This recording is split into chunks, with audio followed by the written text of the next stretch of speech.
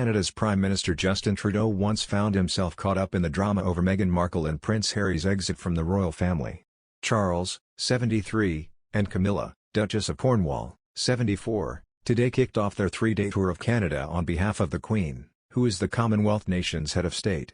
The couple were greeted by schoolchildren, who waved flags after they touched down in St. John's in Newfoundland and Labrador.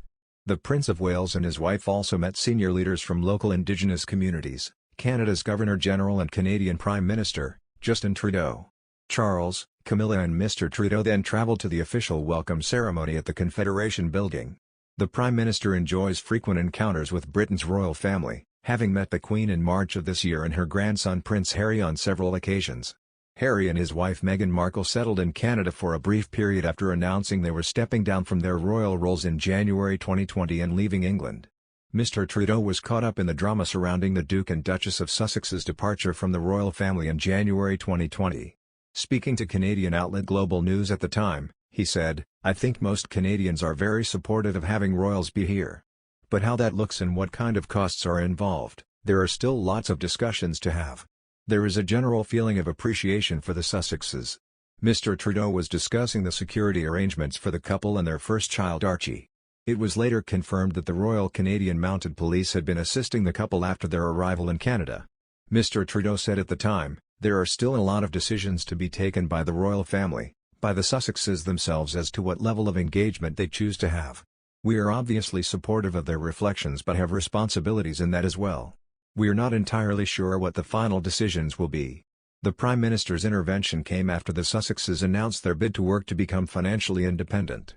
In a statement posted to Instagram they said, "We now plan to balance our time between the United Kingdom and North America, continuing to honour our duty to the Queen, the Commonwealth, and our patronages." The Queen confirmed in February last year that Meghan and Harry would not return to the royal family as working royals. The Sussexes now live in Montecito, California, where they are raising Archie and their daughter Lilibet, who was born there. The couple will both fly to the UK this summer to coincide with the Queen's Platinum Jubilee.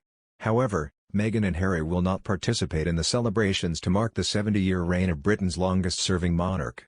Buckingham Palace outlined the arrangements for the landmark royal milestone earlier this month.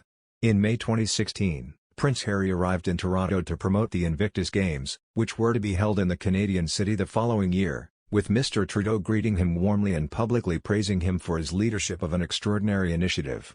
The following April, the pair were reunited again at the Vimy Ridge Centenary commemorations, paying tribute together to the 3,600 Canadian soldiers killed in the First World War battle. The French media even dubbed Mr Trudeau, Prince Harry and Prince William Le Trio Sexy at the event. In September 2017, when Meghan and Harry returned to make a joint public appearance at the Games, the Prince was again spotted laughing and joking with the young Canadian Prime Minister. This led to speculation that the Trudeaus would attend Harry and Meghan's wedding in May 2018, despite the royal household deciding against an official list of political leaders. In the event, Mr Trudeau did not attend, but marked the day of the wedding with the announcement of a government donation of $50,000 to a sports-focused charity.